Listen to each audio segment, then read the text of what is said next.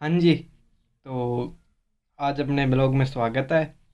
आज हम देखेंगे कि भाई हमने क्या क्या नोट्स बनाए हैं यूपीएससी के लिए, और इंडियन प्राचीन भारत का इतिहास में जो जो पढ़ा है वो मैं आपके साथ शेयर करूंगा कि भाई मैंने ये नोट्स पढ़ाए हैं। और अब देख लो, प्राचीन भारत का इतिहास। प्राचीन भारत का इतिहास कहाँ से पढ़ते हैं हम? उसमें देखते हैं कि भाई सिंधु घाटी सभ्यता है, उत्तर हड़प्पा है, ऋग वैदिक है, ये सब मौर्य महाजनपद काल ये सब आते हैं। तो सबसे पहले देखते हैं। सबसे पहले आता है सिंधु घाटी सभ्यता। टाइम पीरियड क्या है? 2600 से 2900 बीसी, यानी कि ईसा पूर्व। 2600 से 2900। आगे आता है उत्तर हड़प्पा काल। उत्तर हड़प्पा काल का टाइम पीरियड क्या है? 1900 से 1500, यानी ये 2600 से 1900, ये तो 700 साल सिंधु घाटी का। और उत्तर उत्तर हड़प्पा काल या उत्तर सिंधु घाटी काल, ये इसका टाइम पीरियड है 400 साल, 1900 से 1500। यानी पूरी सिंधु घाटी सभ्यता का समय क्या हो गया? 1100 साल। बाद में आता है ऋग्वैदिक काल। ऋग्वैदिक काल का समय होता है 1500 से 1000 ईसा पूर्व है। ईसा यानी कि जब से ये आधुनिक समय चालू हुआ था। आज आज हमारा हो गया 2022 चल रहा है, 2023 चल रहा है। तब उससे 2022 23, अब मान लो कि 2000 मान लो, है ना भाई, ऊपर वाला 20 साल जाने दो। फिर भी देखो आप कि भाई कितने, 2000 साल तो ये हो गए, और लगभग 2000 2500 2600 साल ये है। तो यानी कि लगभग 4500 4600 साल पहले की है सिंधु घाटी सभ्यता। बाद में उत्तर वैदिक काल आगे 1000 से 600 ईसा पूर्व। महाजनपद काल 600 से 322 ईसा पूर्व। और मौर्य काल 322 से 185 ईसा पूर्व। उसके आगे देखते हैं। आगे है विश्व की। अब सिंधु घाटी सभ्यता के बारे में क्या क्या है कि यह विश्व की प्राचीन सभ्यताओं में से एक है। सिंधु घाटी सभ्यता विश्व की प्राचीन सभ्यताओं में से एक है। क्या खास बात है? एक तो सुदृढ़ जल निकासी है, शहरी नगरीय सभ्यता है, शहरी नगरीय सभ्यता है, और एक कांस्य युगीन सभ्यता है। किस टाइप की है? कांस्य युगीन सभ्यता है। शहरी नगरीय है यानी सारे नगर है वो। इसकी खास बात यही थी कि उसमें सारे नगर थे, गांव वगैरह नहीं थे, कम थे। और एक जल निकासी बहुत अच्छी थी। कांस्य युगीन सभ्यता। और मनुष्य द्वारा उपयोग की गई प्रथम वस्तु कौन सी थी? तांबा थी। प्रथम वस्तु तो तांबा थी, लेकिन ये सभ्यता किस प्रकार की थी? कांस्य युगीन। ये मेरे नोट्स हैं और मैं आपके साथ शेयर कर रहा हूँ। आगे देखो। आगे मनुष्य द्वारा प्रथम उपयोग की गई वस्तु तांबा। अब इसके समकालीन सभ्यता है। जैसे कि समकालीन सभ्यता कौन सी है? एक तो चीन की है हुआंग सभ्यता। कौन सी है? चीन की हुआंग सभ्यता। एक मिस्र की सभ्यता है, एक मेसोपोटामिया की सभ्यता है। चीन की हुआंग और घाटी सभ्यता, मिस्र की सभ्यता, और एक मेसोपोटामिया की सभ्यता। अब देखो कहाँ कहाँ स्थित है। ये यहाँ पे तो है मिस्र की सभ्यता, ये मेसोपोटामिया की सभ्यता, और ये इधर चीन, और इधर अपनी सिंधु घाटी सभ्यता। अब यहाँ पे कौन सा पड़ता था? यहाँ पे अफगानिस्तान।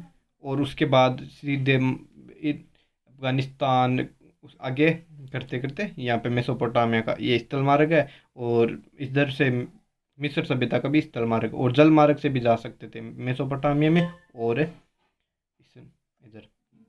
तो ये दोनों क्या है? रूट थे, व्यापार भी होता था। अब आगे चलते हैं कि भाई आगे क्या क्या नोट्स में है।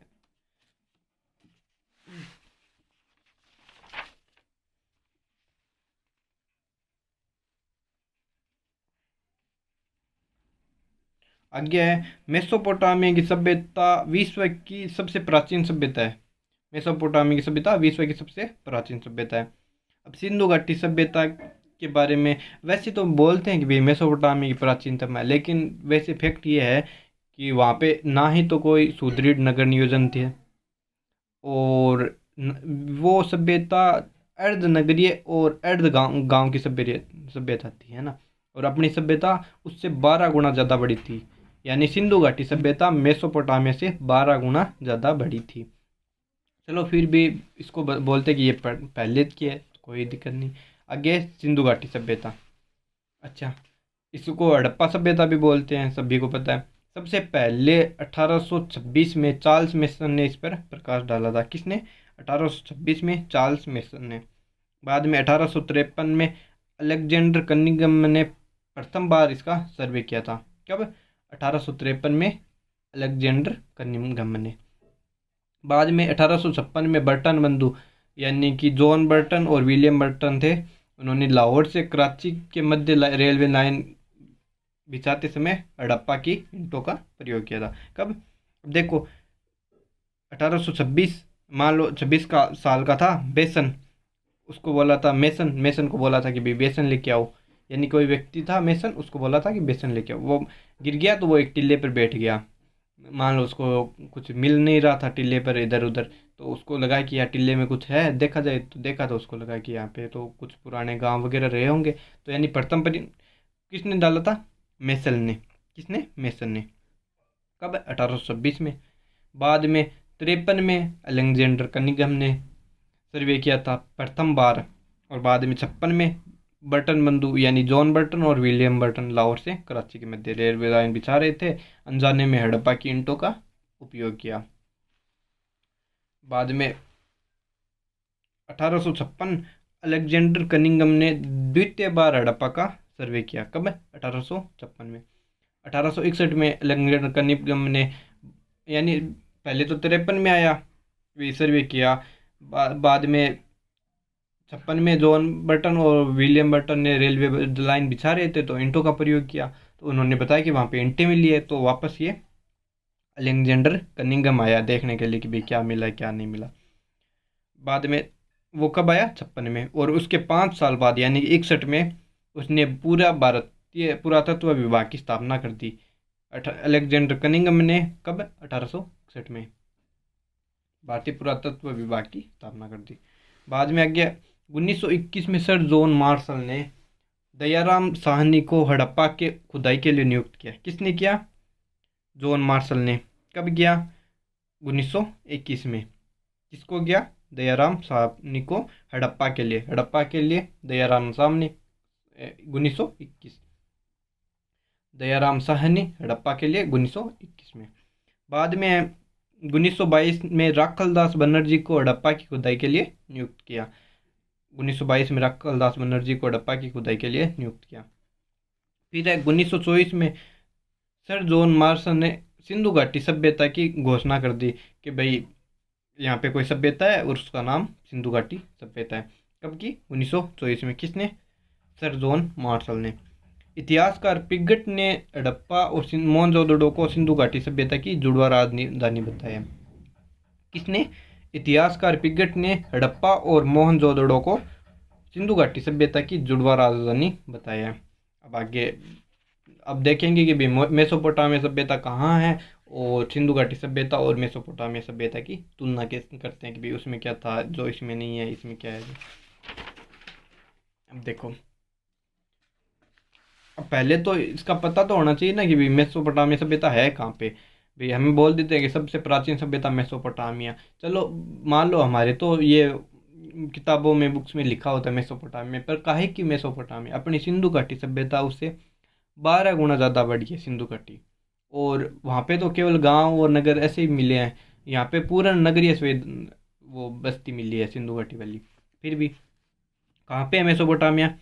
यहाँ मान लो तुर्की, ये एक ऊपर सीमा लगती है, जैसे कि लिख देता हूँ मैं, यहाँ पे नॉर्थ और यहाँ पे साउथ, यहाँ पे ईस्ट और वेस्ट। उत्तर में तुर्की, इधर बाद में ईरान, इधर इराक और इधर सीरिया, यानी 4 देशों के बीच में सभ्यता है। तुर्की, ईरान, इराक और सीरिया, वहाँ पर है मेसोपोटामिया सभ्यता। अब हम तुलना करके देख लेते हैं कि मेसोपोटामिया और हड़प्पा के बीच में क्या समानता है क्या असमानता है, ये सब। मेसोपोटामिया और सिंधु घाटी सभ्यता के बीच में तुलना। पहली समानता क्या है कि दोनों जगह ही पक्की ईंटें हैं, दोनों को ही लिपि का ज्ञान था, और दोनों ही कांस्य युगीन सभ्यता थी, दोनों ही कांस्य युगीन सभ्यता थी। दोनों जगह ही मिट्टी के बर्तन तो चाक था, मतलब मिट्टी के बर्तन बनाए जाते थे, चाक मिला है दोनों जगह ही, और दोनों जगह ही कृषि और व्यापार आधारित अर्थव्यवस्था थी। यानी कि क्या क्या समानता है? पक्की ईंटें, ठीक है, मकान होगा तो होगी, लिपि यानी कि लिपि का ज्ञान तो होगा ही, और कांस्य युगीन सभ्यता थी दोनों ही, और दोनों जगह ही मिट्टी के बर्तन हेतु चाक मिले। दोनों ही में ही खेती की जाती थी और व्यापार किया जाता था, यानी कृषि और व्यापार आधारित अर्थव्यवस्था थी। और एक स्पेशल बात है कि दोनों में ही बेल की कि मोहरें मिली है। बेल क्या करती कि मोहरें मिली है। अब ये तो हो गई समानता। अब आगे देखते हैं असमानता, कि भाई जो सिंधु घाटी में है उसमें ना हो, जो उसमें हो सिंधु घाटी में ना हो। पहली बात है असमानता में, सिंधु घाटी सभ्यता उधर है मेसोपोटामिक सभ्यता। अच्छा, पहले ही भी बता चुका हूँ, अब भी बता रहा हूँ, मेसोपोटामिक सभ्यता से सिंधु घाटी सभ्यता 12 गुना ज़्यादा बढ़ी है। सिंधु घाटी सभ्यता अपनी मेसोपोटामिया से 12 गुना ज़्यादा बढ़ी है। आगे, ये सभ्यता मात्र सत्तात्मक है और मेसोपोटामिक सभ्यता पितर सत्तात्मक है। यहाँ पे सुदृढ़ जल यानी सुदृढ़ नगर नियोजन है, कि भाई बढ़िया बढ़िया नगर है हर जगह। और यहाँ पे अर्ध अर्ध शहर है, अर्ध गांव मिले हैं। मेसोपोटामिया में आधे शहर आधे गांव मिले हैं। यहाँ पे सड़कें समकोण पर काटती है और उधर सड़कें अव्यवस्थित है। अब देख लो सिंधु घाटी सभ्यता में क्या क्या खास बात है। एक तो मात्र सत्तात्मक है, एक नगर नियोजन बढ़िया है, एक सड़कें भी बढ़िया काटती है समकोण पे, और एक जल निकासी की व्यवस्था है बढ़िया।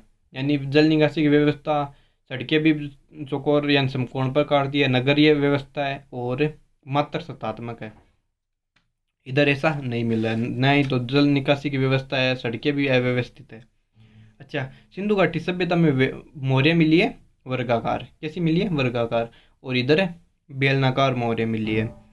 एक खास बात है, इस स्टार मार्क कर लो, ये सिंधु घाटी सभ्यता में मंदिर नहीं थे। क्या नहीं थे? मंदिर नहीं थे। सिंधु घाटी सभ्यता में मंदिर नहीं थे। और बेलनाकार वो उधर मेसोपोटामिया में मंदिर थे, उधर सभ्यता में मंदिर थे, अपनी सिंधु घाटी में मंदिर नहीं थे। एक माप तौल की इकाइयाँ जैसे बाट, इनमें एक रूपता मिली है कि भाई एक से उधर एक रूपता नहीं मिली है कि भाई बाट ऐसे नहीं, हर जगह समान थे सिंधु घाटी में, उधर समान नहीं थे। अच्छा, हमारी लिपि का अंश थी चित्रात्मक यानी चित्र बना बना के, और उधर थी कीलनुमा लिपि यानी वहाँ पे कील टाइप से कोई कील ठोक ठोक के लिपि बनाई जाती थी। तो ये थे आज के इस तरीके सिंधु घाटी सभ्यता का फर्स्ट पार्ट का नोट्स है। ये यूपीएससी का है नोट्स है, और कंपेयर करके मैंने बता दिया कि भाई सिंधु घाटी सभ्यता मेसोपोटामिया में क्या समान था क्या असमान था। तो यूपीएससी के लिए तो इतना डीपली पढ़ना होगा, वैसे ज़्यादा डीपली है नहीं। और आगे के नोट्स मैं अगले वीडियो में प्रोवाइड करवा दूंगा। उम्मीद है वीडियो अच्छा लगा होगा, और अच्छा लगा हो तो दोस्तों लाइक कर दो यार, चैनल सब्सक्राइब कर लो, और मिलते हैं नेक्स्ट वीडियो में। मैं सारे नोट्स अपने शेयर करता रहूँगा, जो जो मैं पढ़ता हूँ वो मैं आपको बताता हूँ। ठीक है, मिलते हैं नेक्स्ट वीडियो में। जय हिंद, जय भारत।